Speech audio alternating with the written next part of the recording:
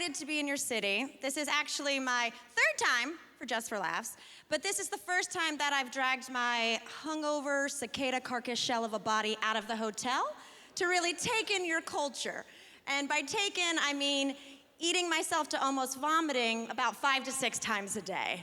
Because holy smoked me, Montreal, y'all have good food.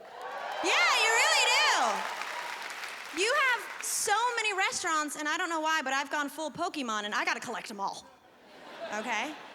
But I was seeing all these restaurants, and it got me to thinking. I thought we could do a little experiment. Do me a favor and raise your hand if you've ever worked in a restaurant. Busboy, waitress, hostess, line cook, anything.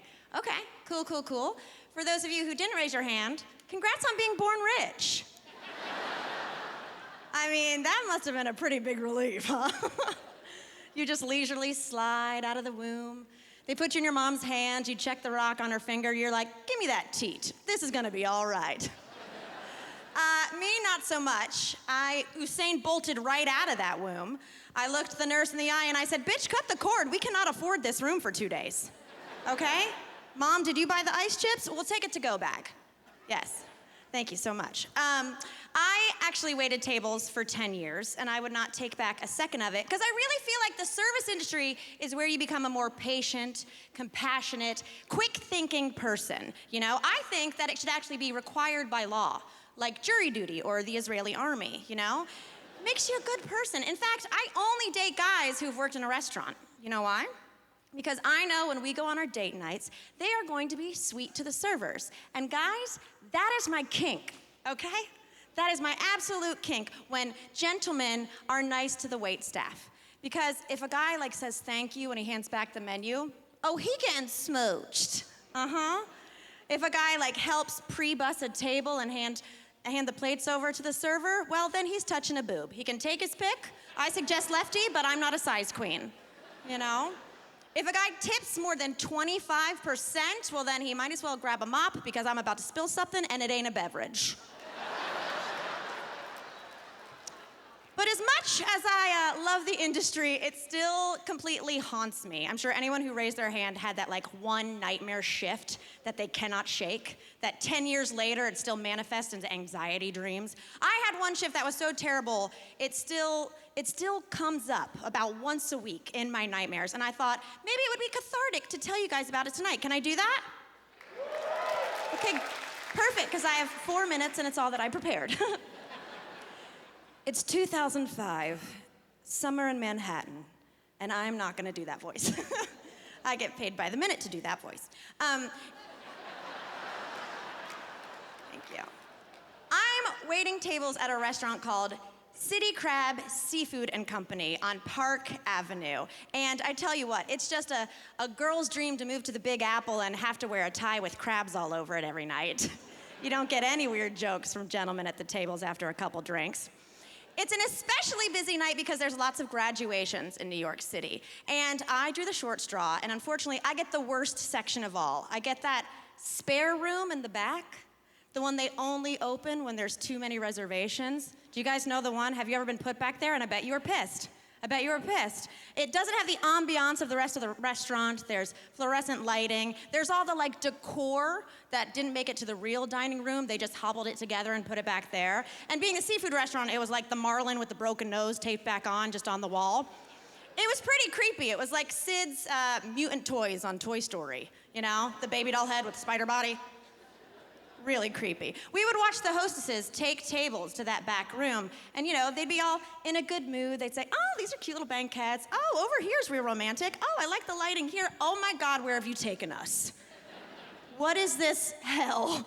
Did David Lynch direct this room?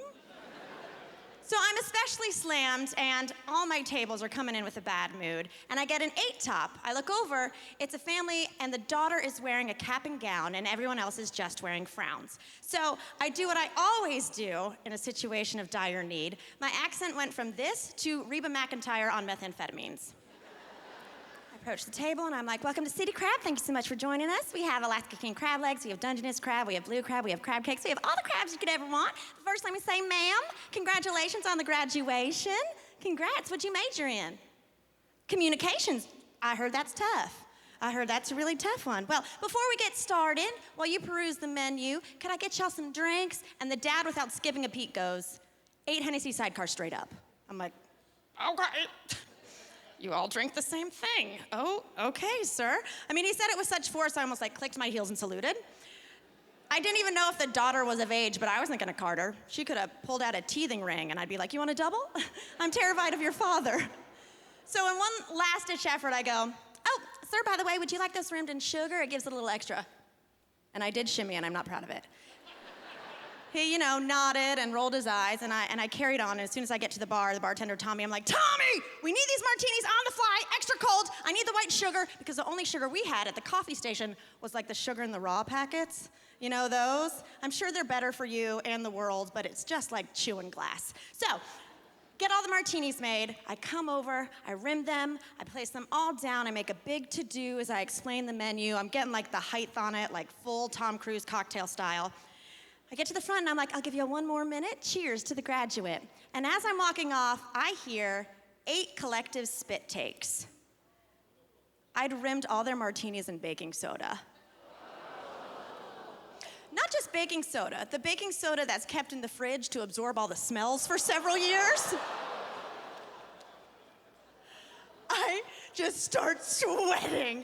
I am absolutely terrified. I don't know what to do. I look over. If you guys know this, baking soda is the agent that makes the volcanoes froth on 6th grade science. They're 8 rabid raccoons just sitting around a circle. I'm freaking out. So I run to go get my manager, because that's what managers are supposed to do, right? They're supposed to put out the fires.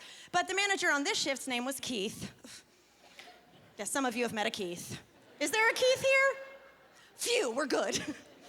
He had a ponytail down to here. He was about yay high, and he was the bassist in a band called Shallows of the Mundane. I once walked into the manager's office, and he was taking a rip off a bong he'd made out of a pool noodle. Real professional stuff. So needless to say, Keith was no help and probably very high. So I ran back up. They're wondering what's happening. I call poison control, and they said they were gonna be okay, so phew, but I had to approach the table, and I go up to them, and I'm like, you guys, I'm so sorry. The good news is, you're totally safe, you're just very grossed out. The other good news is that you're obviously not gonna pay $1 tonight, so please order every lobster we have. I'm gonna get you so fucking drunk.